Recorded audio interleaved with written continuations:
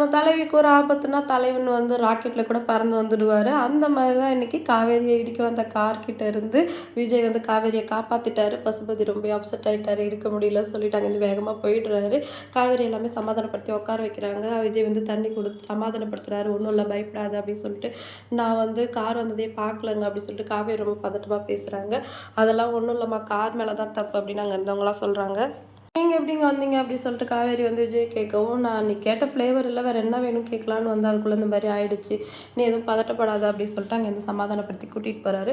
மறுநாள் வந்து குமரன் வீட்டில் இருக்கவும் டீ குடிக்கிறாங்க காவேரி. டீ எல்லாம் குடிக்காத, உடம்புக்கு நல்லதில்லை அப்படின்னு சொல்லும் காவேரி. ஓகே சொல்லிடுறாங்க. முன்னெல்லாம் நாங்கள் எது சொன்னாலும் கேட்க மாட்டா, இப்போ நீங்கள் எது சொன்னாலும் கேட்குறா அப்படின்னு குமரன் சொல்லுவோம். என்னம்மாமா என்ன இப்படி வாரி விட்டுட்டீங்க, நீங்கள் சொன்னால் நான் கேட்காமலாம் இருப்பேன் அப்படின்னு சொல்லவும், ஆமா நீ அப்படியே கேட்டுட்டாலும் அப்படின்னு குமரன் சொல்லிட்டு இருக்கும்போதே கங்கா டீ குடிச்சிட்டு வராங்க. கங்கா டீ எல்லாம் ரொம்ப குடிக்காது அப்படின்னு சொல்லவும், சரின்னு சொல்லலாம் இல்லை சரியில்லைன்னு சொல்லலாம். ஆமாம் மற்றதெல்லாம் சரியா இருக்கு, இது மட்டும் தான் சரியில்லாமல் போயிடுச்சு அப்படின்னு சொன்னோடனே காவேரி விஜயை பார்த்து நக்கெல்லாம் சிரிக்கிறாங்க.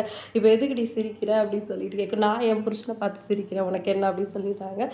அங்கே அந்த பக்கம் போன உடனே குமரன் வந்து விஜய் காவேரி கிட்ட நான் இப்போ ஒரு விஷயத்தை பற்றி வீட்டில் பேச போகிறேன், நீங்கள் எனக்கு சப்போர்ட் பண்ணுங்கன்னு மட்டும் சொல்கிறாரு.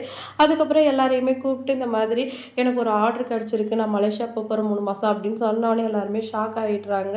கங்கா வந்து எப்பவும் மாதிரி குமரன் கிட்ட வந்து வேண்டாம் வெறுப்பா சண்டை போடுறாங்க. நீங்கள் மாட்டுக்கு எல்லாத்தையும் விட்டுட்டு 3 மாதம் கிளம்புறேன் அப்படின்னு சொல்கிறீங்க, கடை யார் பார்த்துக்கிறதுன்னு, நான் அதுக்கெல்லாம் நான் ஏற்பாடு பண்ணிட்டேன் சொல்கிறாரு. அப்போ எல்லாமே பிளான் பண்ணி தான் பண்ணியிருக்கீங்க, என்னமோ பண்ணுங்கன்னு சொல்லிட்டு கடுப்பாகி போயிடுறாங்க. அதுக்கப்புறம் வந்து விஜய் கிட்டேயும் நிவின் கிட்டேயும் பேசுகிறேன். நிவின் வந்து கோவப்படுறாரு, ஏன்னா என்கிட்ட கூட சொல்லலை அப்படின்னு சொல்லிட்டு, திடீர்னு எடுத்த முடிவு தாண்டா இது, கோச்சிக்காத அப்படின்னு சொல்கிறாங்க. விஜய் கிட்டேயும் கோச்சிக்காதீங்க பிரதர் உங்ககிட்ட சொல்லலைன்னு அப்படின்னு கேட்குறாரு.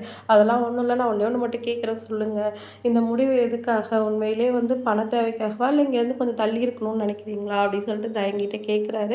குமரன் இருந்துட்டு நீங்கள் சொல்கிறதும் ஒரு காரணம் தான், இந்த இடத்துலேருந்து கொஞ்சம் தள்ளி இருக்கணும்னு நினைக்கிறேன், இப்போதைக்கு அது தேவைப்படுது, எல்லாமே பணம் தான், அதை நான் வந்து இப்போ தான் புரிஞ்சுக்கிட்டேன், இதனால பணத்தை தேடி ஓட வேண்டிய நிலமைக்கு வந்துருச்சு அப்படி குமரன் சொல்கிறாரு. விஜய் வந்து நான் தான் பிஸ்னஸ் சொல்லிட்டு எப்போ ஓடிட்டு இருந்தேன், இப்போ நான் வந்து காதல் தான் முக்கியம், பொண்டாட்டி தான் முக்கியம், நீங்கள் வந்து உட்காந்துருக்கேன், நீங்கள் எப்போவுமே மனுஷங்க மேலே தான் ரொம்ப ஆசை பாசமாக இருப்பீங்க, நீங்களே இப்போ பணம் தான் தேவைன்னு சொல்கிற அளவுக்கு உங்களை நிலமை தள்ளிடுச்சு அப்படின்னா நீங்கள் வந்து ஒரு நல்ல ப்ரொஃபஷனை தான் தேர்ந்தெடுத்திருக்கீங்க, அதில் வந்து ஜெயிச்சு காட்டணும் தானே நினைக்கிறீங்க, தைரியமாக பண்ணுங்க அப்படி சொல்லிட்டு குமரனுக்கு வந்து விஜய் சப்போர்ட் பண்ணி பேசுகிறாரு. 3 பேரும் கட்டி பிடிச்சிக்கிறாங்க. குமரன் வந்து இவங்க 2 பேர் கூட இந்த ஹாப்பி மூமெண்ட்லாம் நினச்சி பார்த்து ரொம்பவே வந்து ஃபீல் பண்ணுறாரு. மலை ஏற போனால் மச்சான் தயவு வேணும் அப்படின்னு சொன்னதவங்க கூட யாருமே வந்து சகலைங்களோட இம்பார்ட்டன்ட் பற்றி சொன்னதே கிடையாது. உண்மையிலேயே சகலைங்கள்லாம் ஒத்துமையாக இருந்தால் என்னெல்லாம் சாதிக்க முடியும் அப்படிங்கிறதுக்கு மகாநதியில் வர சகலைங்க தான் வந்து நல்ல உதாரணமாக இருக்காங்க. இதில் வர ரியல் சிஸ்டர்ஸ் கூட சண்டை போட்டுக்கிறாங்க, ஆனால் இவங்க எப்போயுமே வந்து ஒத்துமையாக இருக்காங்க. வந்து பார்க்கவே ரொம்ப சந்தோஷமாக இருக்குது. குமரன் வந்து பிக் பாஸில் இருக்கிறதால எப்படின்னு கொஞ்சம் நாளைக்கு வந்து குமரனோட கேரக்டர் வந்து மகாநதியில் காட்ட மாட்டாங்க, அவர் இல்லாமல் தான் வந்து கதையை கொண்டு போகிறாங்க.